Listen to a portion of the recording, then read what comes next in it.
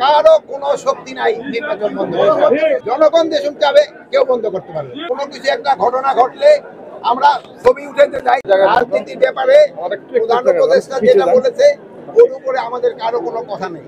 Sir যেই তারিখে বলছে ওই তারিখে নির্বাচন হবে, যেই মাসে বলছে ওই মাসে নির্বাচন হবে। কে কি বললো ওইটা শোনার আমাদের কোনো দরকার নেই। নির্বাচন ঠেকাতে আপনারাই প্রস্তুত।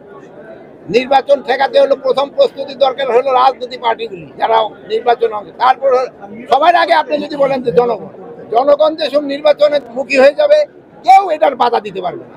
জনগণ হলো মেয়ে, রাষ্ট্রের ক্ষমতা হলো জনগণের হাতে। জনগণ যেসব চাবে আমি নির্বাচনের দিকে চলে যাব, কারো কোনো শক্তি নাই নির্বাচন বন্ধ করতে। আরে অনেকে তো অনেক কথা বলবে, যেমন আপনি ভাই একটা প্রশ্ন করবেন, উনি আরেকটা করবে, উনি এক একজনের এক একটা মত থাকবে, কিন্তু জনগণ যেসব চাবে কেউ বন্ধ করতে পারবে না। আমরা আমাদের স্বরাষ্ট্র মন্ত্রণালয়ের আওতাধীনে কোনো রকমের কোনো অঘটন ঘটলে ওটা আমরা সাথে সাথে তার আওতায় দিই। আরেকটা জিনিস ভাই আপনাদের অনুরোধ করবো, আপনারা মাদকের বিরুদ্ধে সোচ্চার হন।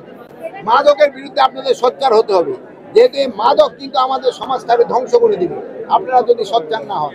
এই আমাদের বাচ্চাদের আর হলো আমরা কিন্তু খুব অসহিষ্ণু জাতি হয়ে গেছি।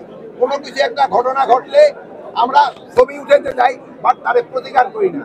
কিন্তু প্রতিকার করা একটা সমাজে যদি কোনো অঘটন ঘটে বা একটা খারাপ কাজ চলতে থাকে ওটা প্রতিকার করা আপনাদের ইমানি দায়িত্ব।